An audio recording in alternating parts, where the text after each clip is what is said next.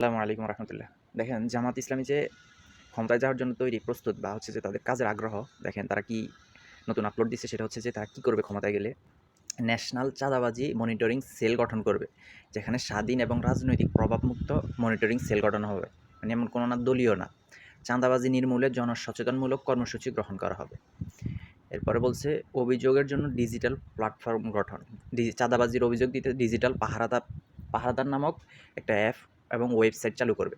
24 ঘন্টার ভিতরে অভিযোগ যাচাই করে রিপোর্ট প্রদান করা, অভিযোগকারীর নিরাপত্তা ও সুরক্ষা নিশ্চিত করা, চাঁদাবাজদের পরিচয় মিডিয়ায় প্রকাশ করা, দৃশ্যমান আইনি ব্যবস্থা নিয়ে দৃষ্টান্ত স্থাপন করা, যেন চাঁদাবাজদের বিরুদ্ধে সচেতনতা তৈরি হয়। চাঁদাবাজি প্রবণ সড়কগুলিতে সিসি ক্যামেরা মনিটরিং চালু করা, সব ফাঁড়ি ও চেকপোস্টে প্রত্যক্ষ নজরদারি বাড়ানো, অভিযোগ পাওয়া মাত্রই দ্রুত তদন্ত শাস্তিমূলক ব্যবস্থা নেওয়া। এবং বলছে যে ভূমি ও রিয়েল এস্টেট খাতে ব্যবস্থা গ্রহণ।